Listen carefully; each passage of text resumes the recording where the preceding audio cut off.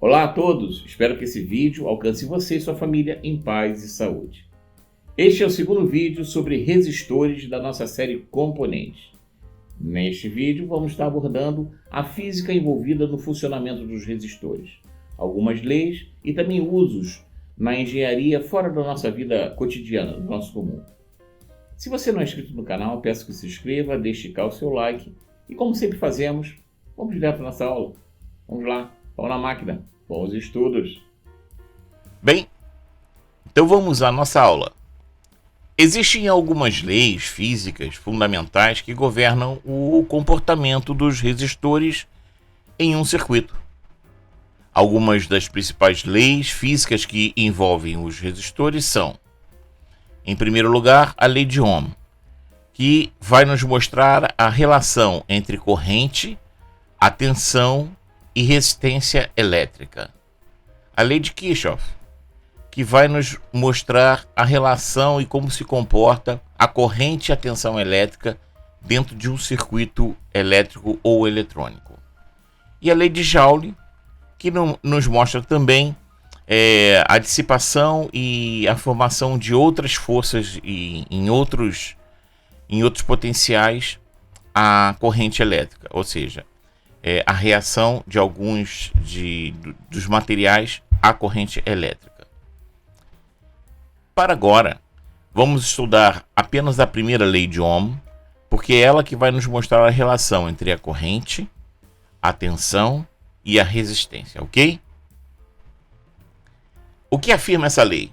Afirma que a corrente elétrica que passa por um resistor é diretamente proporcional à diferença de potencial, ou seja, a tensão aplicada ao resistor, e inversamente proporcional à resistência elétrica do resistor. Bom, pode parecer complicado isso, mas não é. Trocando em miúdos isso aqui, diz que a corrente elétrica que passa por um resistor, ou seja, ela é proporcional à tensão, a diferença de potencial entre os dois terminais dele. Quando você mede um resistor ali numa ponta e outra, você vai ter uma tensão aplicada a esse resistor, certo? E inversamente proporcional à resistência do resistor, ou seja, o valor em ohms que esse resistor apresenta como resistência à corrente elétrica. Vamos mais à frente. É expressa pela fórmula. E aqui você vê I igual a V sobre R. I igual a V dividido por R. Aonde I é a corrente elétrica, que nós vamos sempre utilizar o ampere como a grandeza, a unidade no parâmetro da matemática, tá? Como a grandeza a ser calculada. V, que é a tensão, ou volts, como você preferir chamar, tá? Que é a diferença de potencial que falava o nosso texto anterior, ok? Vai ser medido em atenção, a grandeza é o volt, e ele vai ser a diferença de potencial entre os dois terminais do nosso resistor. E R, que é o valor em ohms do próprio resistor, ou seja, o valor da resistência que ele imprime ao circuito elétrico, ok? Bom, como ela é uma lei que diz que esses três parâmetros são inversamente proporcionais, essa fórmula pode ser aplicada de outras maneiras também, aplicando uma regra de 3. Por exemplo, aqui nós temos I igual a V sobre R. Mas se mudarmos o sinal aqui, passarmos o R para cá, V sobre I. R é igual a V sobre I. Também é uma forma de nós usarmos a lei de Ohm. E ainda uma terceira, que seria V igual a I vezes R. O que isso significa? Nós temos aqui corrente, tensão e resistência. Significa que eu tendo apenas dois parâmetros, eu posso descobrir o terceiro, ok? Ou seja, se eu tiver aqui a tensão e a resistência, eu descubro a corrente. Aqui, se eu tiver a tensão e a corrente, eu descubro a resistência. E aqui, se eu tiver a corrente e a resistência, eu descubro a minha tensão. Ok? Recapitulando, então. A lei de Ohm diz que em um circuito elétrico, a corrente elétrica que passa por um resistor é proporcional à tensão aplicada a ele e inversamente proporcional à sua resistência. Isso significa que se você aumentar a tensão aplicada a um resistor, a corrente elétrica que passa por ele também aumenta, desde que a resistência do resistor permaneça constante. Ou seja, eu tenho ali um resistor de 10 ohms e eu aplico uma tensão de 1 volt e eu vou ter uma corrente X. Se eu aplicar uma tensão de 2 volts, eu vou ter uma corrente de 2x. Se eu aplicar uma tensão de 3 volts, eu vou ter uma corrente de 3x. Ela é sempre proporcional, ok? Desta forma, se você aumentar a resistência do resistor, a corrente elétrica que passa por ele diminuirá, desde que a tensão aplicada permaneça constante. É a mesma coisa, só que com parâmetros diferentes, como vimos anterior ali, né? Vamos dizer que eu tenho o mesmo resistor de 10 ohms, com 1 volt, e eu tenho a corrente de 1x.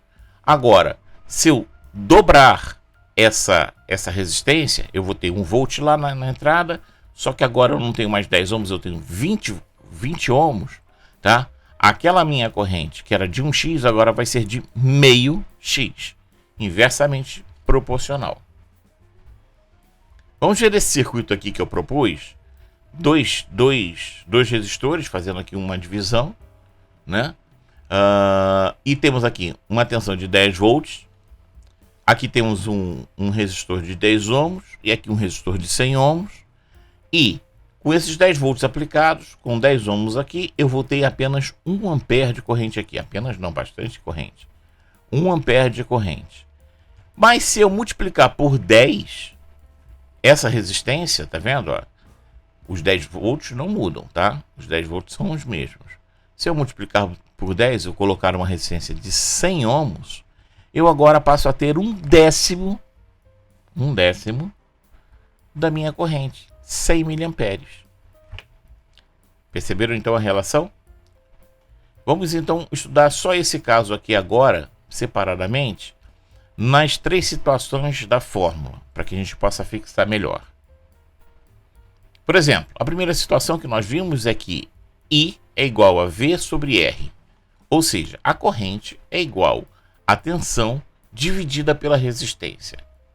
A minha corrente aqui, que eu ainda não sei qual é, vamos dizer que eu não tenho esse parâmetro K, é oculta, mas para que eu descubra ela, apenas eu preciso pegar a minha tensão, que é de 10 volts, dividir pela minha resistência, que é de 100R, 100 ohms. E aí eu vou ter uma corrente de 0,1 ampere. 0,1 ampere. Pense bem aqui comigo, preste atenção. Como eu disse antes, essas grandezas estão em ampere, em volt e em ohm. Então o resultado não vai ser como aqui nesse esquema de 100 miliamperes, tá? Vai ser sempre a grandeza de ampere. Você, se quiser descobrir em miliampere, é só converter, tá ok? Então, 0,1 ampere, ou 0,1, como você quiser dizer, tá? São exatamente 100 miliamperes. Agora vamos dizer que eu não tenha a informação da minha resistência, ou seja, eu não sei qual é o valor dessa resistência aqui. Vamos dizer que ela estivesse oculta para mim, né? O caso de um LED, por exemplo, vamos dizer que eu tenho aqui uma tensão de 10 volts e eu tenho um LED de alto brilho que consome aí 100 miliamperes. Qual seria o resistor indicado para eu colocar aqui para controlar a corrente desse LED, por exemplo, tá? Seria exatamente essa conta. Muitas vezes as pessoas perguntam assim, como é que eu faço o cálculo de um LED? É exatamente essa aqui, ó. tá? A resistência será igual à tensão dividido pela corrente. Então a resistência será 10 volts dividido por 0,1 ampere.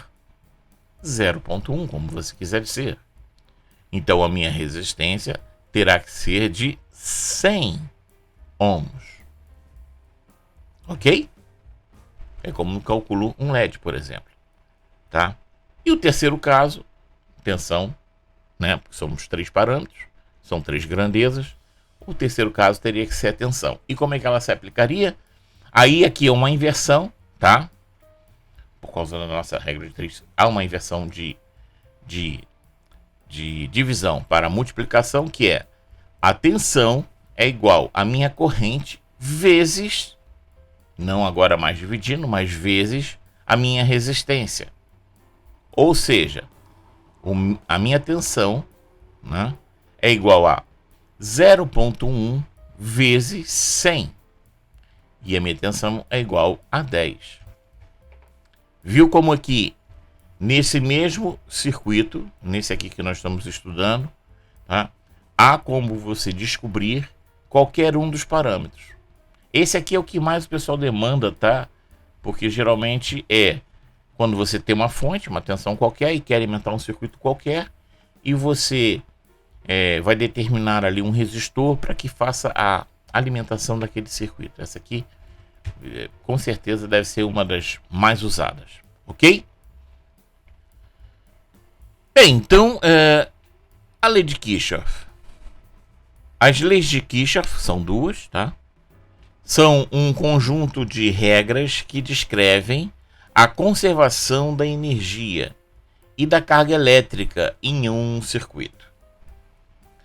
A lei de Kirchhoff para as correntes, que também é conhecida como a lei das correntes, estabelece que a soma das correntes que entram em um nó ou um ponto de conexão de um circuito é igual à soma das correntes que saem deste nó. Vamos lá ver esse esqueminha aqui que eu fiz para a gente poder compreender a lei das correntes, ou a lei de Kirchhoff das correntes. E vejamos que temos aqui a corrente 1, a corrente 2 e a corrente 3. Eu fiz um nó aqui com 2 saídas, mas nada impede que ele tenha N saídas, infinitas saídas, 3, 4, 5 mil, 10 mil, 1 milhão de saídas. O que é importante da gente compreender na lei é o seguinte, que a corrente que eu tenho K, estamos falando ainda da corrente, que eu tenho aqui entrando por esse nó, vai ser idêntica à soma das correntes de saída. Sejam elas 2, 3, 4 ou infinitas saídas sejam. Um exemplo, vamos dizer que aqui eu tenho 3 amperes e aqui eu tenho 1 ampere. Eu já sei que a corrente de I3 é de 2 amperes. Ok? Digamos que eu tenho aqui 1 ampere e eu tenho aqui 1 ampere. Então já sei que a corrente de I3 é idêntica também a 1 ampere. Porque 1 mais 1 igual aos 2. Ou no primeiro caso, quando aqui era 3, 1 mais 2 igual a 3. Ou seja, a soma das correntes de saída é idêntica à corrente de entrada. Vamos agora fazer aqui uma análise bem tranquila de uma situação. Quando você mede tensão, quando você mede corrente, quando você mede qualquer coisa com seu multímetro, você está medindo num ponto específico do tempo, tá? Por que eu digo isso? As correntes num circuito nem sempre são fixas, tá? Os circuitos tendem a ter variações de correntes. Olha, você tem uma máquina ali trabalhando. Aquela máquina, ela tem momentos de esforços diferentes e de trabalhos diferentes. Então, a corrente que aquela máquina vai demandar aqui, vamos dizer que aqui eu tenho uma lâmpada, mas aqui eu tenho um motor, por exemplo. Né? Essa linha aqui me alimenta uma lâmpada e essa aqui um motor.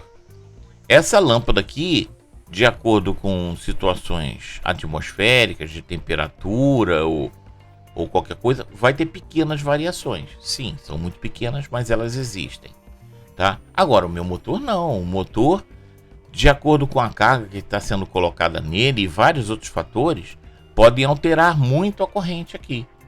Então, quando eu meço aqui a minha corrente e meço aqui a minha corrente, tá? Pode ser que dê uma pequena diferença aqui no circuito real, tá, gente? Que eu tô falando. Por quê? O momento que eu medi essa corrente e que eu medi essa corrente é diferente do momento que eu medi essa aqui.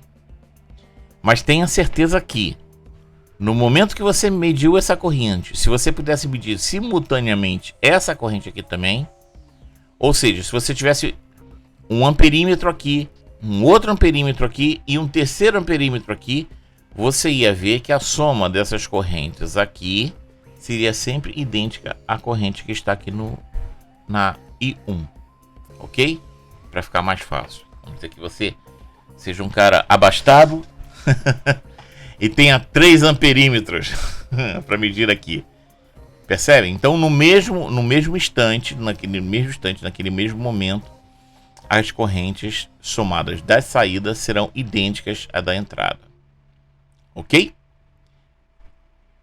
Seria esta equação, essa fórmula aqui, que I2 mais I3 é igual a I1, tá? Seja qual for a corrente de I2 e seja qual for a corrente de I3, quando somadas, eu teria a corrente de I1, tá?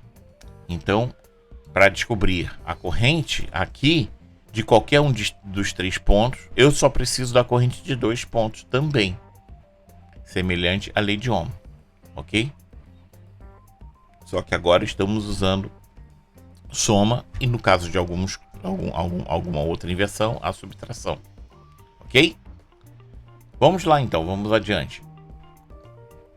Já a lei de Kirchhoff para as tensões, que também é conhecida como lei das tensões, estabelece que a soma das diferenças de potencial, ou seja, a das tensões, em um circuito fechado é igual a zero.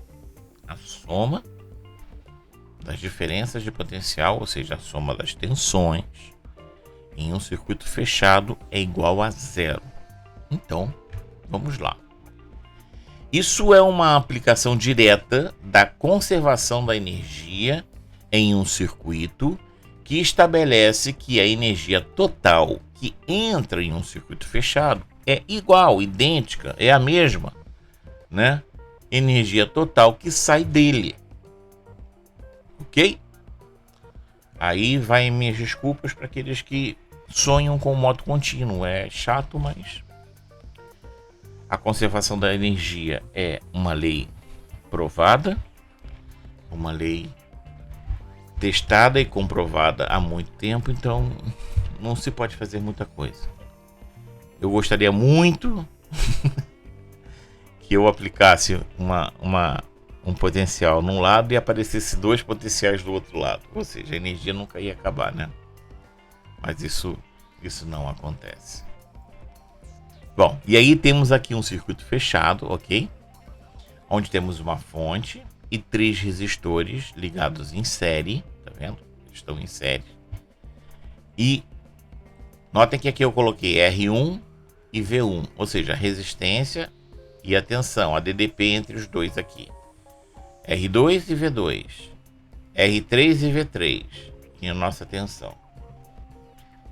Usando aqui também números hipotéticos, vamos dizer que eu tenho aqui 10 volts, ok?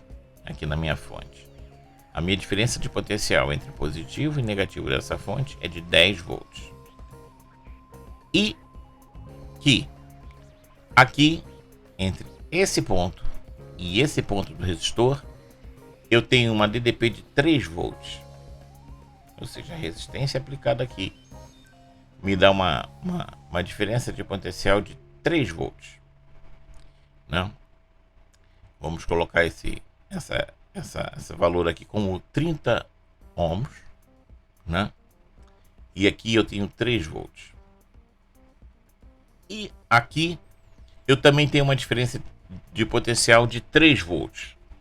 Vamos colocar aqui outro resistor de 30 ohms, tá? Novamente, eu tenho uma diferença de potencial aqui de 3 volts, né? Já aqui, eu tenho uma diferença de potencial de 4 volts. Eu botei aqui um resistor de 40 ohms, né? Aqui 30 ohms, aqui 30 ohms e aqui 40 ohms. Então, o que eu posso dizer? Que se eu tenho uma diferença de potencial de 3 volts aqui, 3 volts aqui e 4 volts aqui, a soma de 3 mais 4 é 10. Então é 0. É isso que a lei está dizendo. Ou seja, a diferença de potencial aqui é idêntica à tensão que a fonte me fornece. Não houve nem sobra e nem houve falta. A energia se conservou. Ok? Ou seja, entrou 10 volts aqui, aqui perdeu 3, ficou 7, aqui perdeu mais 3, ficou 4, e aqui perdeu com 4, ficou 0. Entrou 10, perdeu 3, ficou 7, perdeu 3, ficou 4, perdeu 4, ficou 0. Fica mais simples de entender assim, né? Então, é aquele negócio. A resistência aqui me faz uma queda de tensão. E a soma dessas quedas de tensão vão dar sempre o mesmo valor da fonte. Se pode dizer que a soma das tensões sobre V1, V2 e V3 é igual a de V4. Ou seja, a queda de tensão aqui, a queda de tensão aqui e a queda de tensão aqui somadas vão ser iguais a de V4. Isso para que a gente possa assim perceber a conservação das tensões na lei de Kirchhoff, certo? Ambas as leis de Kirchhoff são fundamentais para entender como a corrente e a tensão se comportam em um circuito elétrico, especialmente em circuitos mais complexos.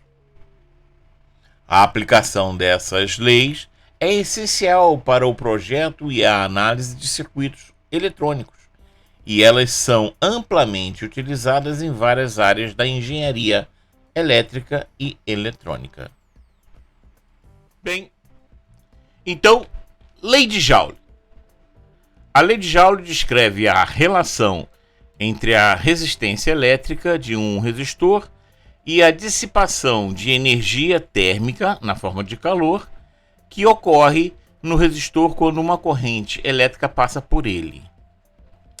Então vamos a essa expressão. A expressão da potência elétrica do Joule é P igual a I ao quadrado vezes R, onde P é a potência elétrica, I é a corrente elétrica e R a resistência. Ok?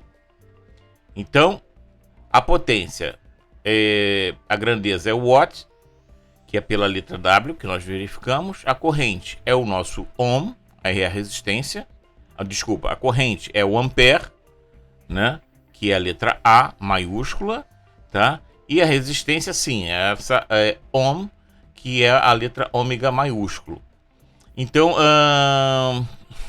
essa relação da potência, essa fórmula, nós não vamos entrar aqui nesse vídeo na questão matemática, mas o importante é que vocês entenderem o seguinte, que a corrente elétrica, como vimos aqui anteriormente, né, que a corrente elétrica provoca o quê? Uma dissipação de energia térmica na forma de calor dos nossos resistores, ok? Essa é a informação mais importante. Certamente a lei de Joule é uma lei física que tem muitas aplicações práticas em nosso cotidiano. Aqui estão alguns exemplos de fenômenos que podemos ser explicados pela lei de Joule. Quais são?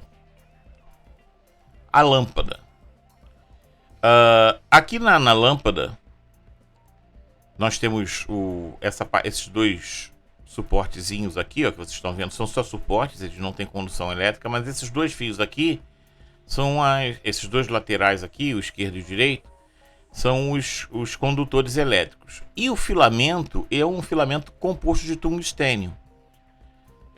E eu já falei aqui no vídeo passado que o tungstênio é um metal que ele tem características de resistência elétrica.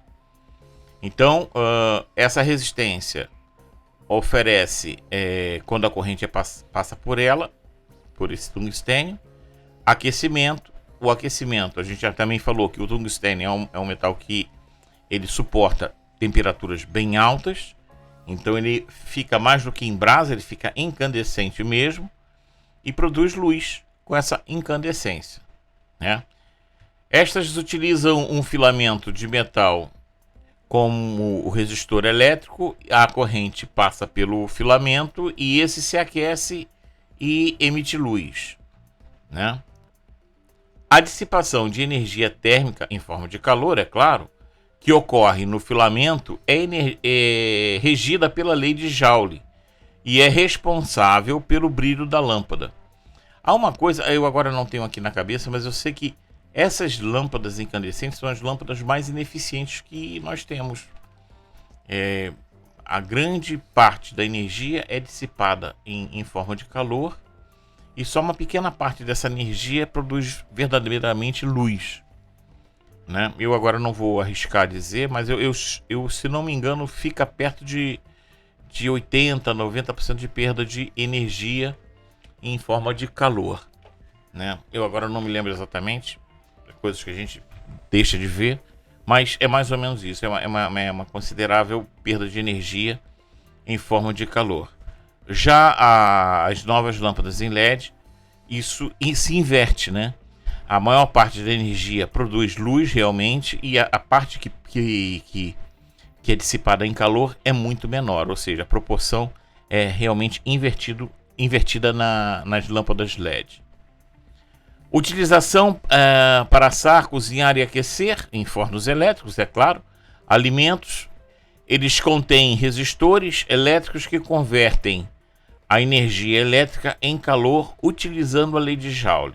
Isso aqui é um forno de cozinha, de encastar, né, de embutir. E esses fornos geralmente têm duas resistências, uma na parte inferior e outra na parte superior. Elas são acionadas através de termostatos e através também da programação que se faz no forno. Aqui tem uma ventoinha que serve para circular o ar quente, né, para poder aumentar a eficiência do forno e produzir certos efeitos de cozedura, do cozimento do alimento, do assar ao alimento. E essas resistências, elas são resistências que geralmente são revestidas, né? Não é aquela resistência de fio exposto, né? É uma resistência blindada, né? Revestida. Mesmo porque, por causa da gordura, por causa de resíduos de alimentos, ela teria que ser assim para não ficar exposto. Seria perigoso uma pessoa, ao limpar o forno, sofrer um choque elétrico se ela não fosse isolada, né? Revestida.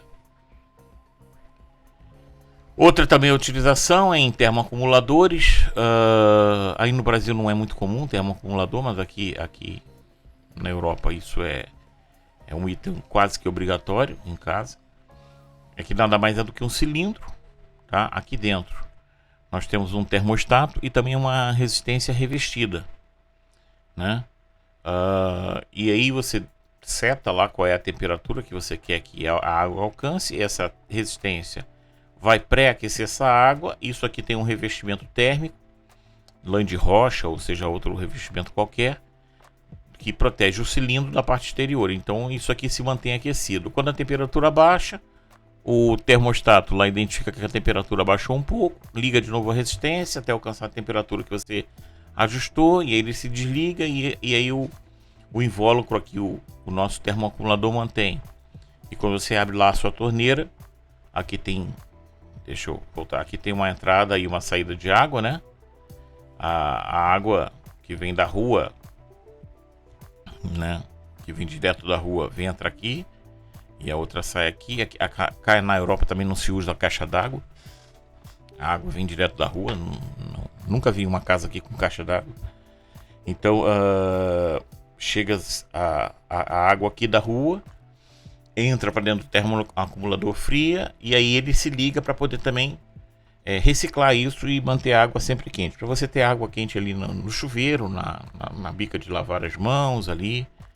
Em qualquer lugar que você precise de água na casa, ter água quente, né?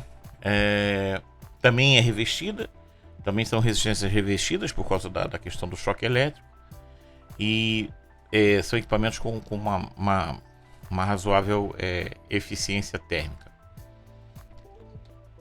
Outro lugar que se usa o efeito Joule, que se utiliza o efeito Joule, são os fusíveis e os disjuntores. Sim, muita gente não sabe, mas o princípio de funcionamento dos fusíveis e do disjuntor e de disjuntores é exatamente o efeito Joule. Ora, temos aqui os fusíveis, né? E ele geralmente, esse aqui de vidro é mais fácil de nós vermos por dentro. Ele tem aqui os conectores, onde vai ser conectado a entrada e a saída da corrente elétrica. E aqui você vê que tem um fio até em forma de S, tá vendo, ó? Para aumentar aqui o percurso dele, só que bem mais fino. Então, o que acontece? Quanto mais fino esse fio, maior a dificuldade da energia da corrente elétrica passar por aqui. Quanto maior a dificuldade, o que acontece com ele? Ele vai aquecer. Aquecendo, ele vai derreter e vai se abrir. Ou seja, vai evaporar, vai estourar. E é o princípio do funcionamento do fusível. Ele é calculado para que até X amperes, por exemplo, vamos dizer que isso aqui seja 10 amperes. Ou seja, até 10 amperes ele se mantenha íntegro. Passou de 10 amperes, né? Essa conexão aqui já não suporta essa corrente. Então ela vai aquecer muito e aí vai abrir, protegendo assim o circuito que está para frente, né? E protegendo também o circuito que está para trás. Ou seja, o curto que está lá não vai se alastrar, porque depois que se iniciou o curto, aumentou o consumo, antes que se torne um curto generalizado e várias outras peças entrem em curto, ele já abriu. E também para trás, para que esse curto não venha a queimar fios e queimar tomadas e queimar outras coisas para trás. Da mesma forma, funciona o nosso disjuntor. A única diferença é que o nosso disjuntor ele funciona com um termopar, né? Uma liga metálica que, quando ela aquece, ela se deforma. E quando ela se deforma, ela desarma a mola do disjuntor, né? E aí, quando a corrente para de circular por ela, a temperatura baixa novamente e ela volta para sua forma original, a sua forma natural. E aí você já pode rearmar o disjuntor e ele volta a funcionar. Ok? Então, a diferença entre o fusível e o disjuntor é que aqui ele vai usar o efeito Joule para fazer aqui uma fusão, né? Para aquecer a ponto disso aqui fundir e se romper. E aí é um uso único, né? Queimou o fusível, só substituição do componente. Já no nosso disjuntor, ele usa essa temperatura, essa energia por forma de temperatura para deformar, né? Para mudar a forma de um mecanismo aqui dentro, de uma peça metálica aqui dentro, que vai fazê-lo desarmar. Mas essa peça tem uma memória, né? Tem uma memória mecânica que, quando a temperatura dela baixa de novo, ela volta para a forma anterior. Voltando para a forma anterior, ela volta a funcionar como se fosse uma mola e volta a permitir que o nosso disjuntor rearme novamente. Certo? Tipos de resistores. Bom, aqui eu coloquei alguns tipos, tá? Mas eu já vou falando que são realmente... Eu ia ter que ter 2, 3 vídeos de hora e meia só para falar de todos os tipos de resistores. São uma grande quantidade mesmo de tipos de resistores. Mas vamos falar aqui dos principais, aqueles que são mais comuns de nós vermos, né? O filme de carbono, né? Geralmente tem uma cor marrom ou azul, tá? Marrom, entenda por marrom, pode ser marrom, bege, né? Ou azul. Não quer dizer que não existem outras cores, existem outras cores também, mas as mais comuns são essas duas tonalidades, tá? Eles consistem em uma fina camada de carbono depositado em um suporte de cerâmica, né? Essa camada de carbono está depositada aqui embaixo. O miolo disso aqui é cerâmico, né? Aqui dentro é cerâmico. Essa parte aqui mais larga que você vê é na realidade um anel metálico que envolve e conecta esse eixo aqui dentro cerâmico. Em volta desse eixo cerâmico tem essa fina camada de carbono, que é exatamente a camada que vai dar o valor do resistor, e depois ele leva essa cobertura que sinceramente eu não sei se é uma cobertura epóxi, mas é um tipo de uma tinta muito dura, né, que vem proteger essa camada de carbono e também proteger esses dois terminais aqui que suportam o fio do resistor, tá? Então, geralmente quando o resistor queima, essa parte aqui fica empretecida. Mas não quer dizer que você não pegue resistores abertos, entendeu? Com aparência perfeitamente normal. Acontece sim. Não é muito comum, mas acontece. Mas geralmente os resistores se denunciam pela aparência, tá? Eles empretecem aqui, ou fazem um furinho, ou fazem umas rachinhas aqui, descolam essa tinta, porque geralmente quando eles queimam, eles queimam porque eles sofreram um superaquecimento, certo? Filme de metal é muito semelhante ao outro, só que a diferença é que esse aqui geralmente ele é um filme de metal de níquel cromo, como está aqui no texto, e que em vez de ser um fio, ele é uma fita, né? Ele é em forma de fita muito fino, como se fosse um papel alumínio, entendeu? Só que de carbono, e é enrolado aqui em volta essa fita, e conforme o número de espiras e espessuras e tal, você vai ter o valor do resistor.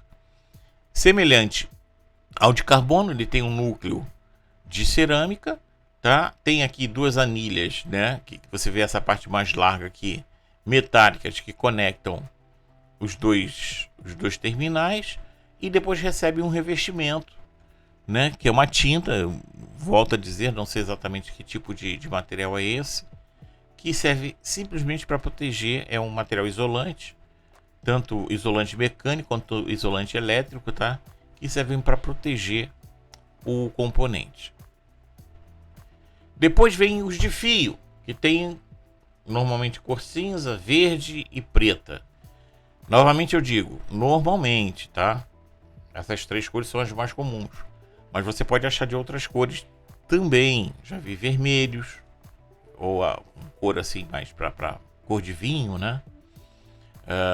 Tem esse aqui que eu coloquei como exemplo, que ele na realidade tem uma parte externa de alumínio, tá vendo? Tem até um local aqui para botar um parafuso, para você poder parafusar ele a uma outra peça qualquer metálica, para poder ajudar a dissipar o calor. Tu vê aqui que é um resistor de 50 watts de 6.8 ohms, tá vendo?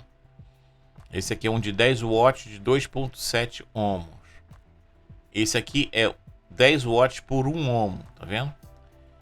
E geralmente os resistores de fio, eles têm essa composição, que são resistores que têm uma potência de dissipação maior. Ou seja, eles já estão empregados para trabalhar em circuitos onde ele precisa trabalhar com uma corrente mais alta. Então, onde você não pode usar um fio de carbono, um resistor de carbono ou um resistor de fio metálico, você vai precisar usar então um resistor de fio, tá? São resistores que têm principal característica de conseguirem dissipar potências maiores, tá? Aquele filme de carbono lá, você vai achar muito aqueles resistores de 1/4 de watt, meio watt, 1 watt, tá? Já esses aqui, a partir de 2, 3 watts, você já acha resistores de fio, tá? Até resistores de 50 watts, 100 watts, né? Você vai achar resistores de fio. E os SMD. Os SMD são os resistores que eles têm por características serem muito pequenos. Esses resistores aqui, eles estão muito aumentados, tá? Porque esse resistor daqui para cá, esse aqui, deve ter coisa de 2, 3 milímetros de tamanho. Então, não passa disso. Então, o que acontece? Eles não têm os terminais, o fio aqui, né? Eles são soldados direto no circuito impresso, né? Essa parte aqui é a parte metálica deles. Ela extrapola para a lateral também, entendeu? Então, e é dos dois lados. Ela tem essa parte metálica aqui, na lateral e na parte de baixo também, tá? A única parte que não solda é a parte central. Agora, as duas extremidades, todas as faces das duas extremidades, elas recebem solda e se ligam à solda de estanho. No entanto, são resistores de baixa potência, tá? Resistores SMD, como vamos focar em circuitos, geralmente telefones celulares, microcomputadores, notebook, tablet, controles remotos de carro, essas aplicações que precisam de placas muito pequenas, né, de circuitos muito diminutos. Então também são geralmente circuitos que têm pouco consumo de corrente, então já se adequam bem para esse tipo de resistor. Sim. E vamos falar aqui também dos varistores. Como eu disse, tem muitos tipos de resistores. Temos os potentiometros, os trimpotes, os varistores, os sensíveis à luz. Ora, se eu fosse falar de todos aqui, nós íamos ter que ter vários vídeos só para falar dos tipos. Pode ser que no futuro eu venha falar de alguns tipos de resistores mais interessantes em vídeos específicos. Tá aí uma ideia que me surgiu agora, talvez eu faça, tá? Porque aí a gente já pode falar de circuitos aplicados e onde são aplicados, como alguns circuitos principais que se usa esses componentes. Mas os varistores geralmente são muito usados para proteção, né? São resistores especiais que são projetados a fornecer proteção contra picos de tensão. Eles são frequentemente usados em circuitos de proteção contra surtos. Bem, você tem lá um exemplo, uma fonte chaveada. A fonte chaveada, quando nós usávamos as fontes lineares antigamente, nós tínhamos um transformador. E antes da fonte, nós tínhamos o primário do transformador e ali se colocava no máximo uma chave para poder chavear 110, 220, alguma coisa assim. Talvez um fusível, né, caso aquele primário entrasse em curto, e só, mais nada. Agora, a fonte chaveada, ela entra ali, ela pega a rede e retifica a rede e já vai filtrar a própria rede. Então, quer dizer, você tem a rede toda ali já de cara com o aparelho. Então, por norma, tá? Por norma, pelo menos aqui na Europa, não se pode fabricar fontes chaveadas sem varistores. Elas têm que ter proteções para surtos. E algumas outras proteções também, né? Então há normas técnicas que impedem a circulação de produtos, mais denominadamente fontes que não tenham certos tipos de proteção aqui na Europa. E no Brasil também existem algumas normas. Eu vou confessar para vocês que eu não sei a quantas anda isto, né? Mas cá você não acha fontes e equipamentos que não tenham certos tipos de proteção. E o varistor é uma delas, ou seja, ele está trabalhando lá ele trabalha naquela faixa de tensão, mas se por acaso a tensão vir a sofrer um surto, ele simplesmente coloca em curto a fonte e queima o fusível e queima ali a fonte, parando a fonte imediatamente para que ela não continue funcionando e receba aquele surto para a parte interna, né? Ou seja, para o usuário, né? Evitando assim que aquele surto seja transmitido até o usuário, até o equipamento que está sendo alimentado. Bem, espero que esse vídeo tenha alcançado você e sua família em paz e saúde. Encerramos aqui então a nossa vista sobre resistores e o próximo vídeo vamos falar sobre capacitores. Eles vão ter um número maior de vídeos porque é um assunto mais extenso, mas até lá. Até a próxima. I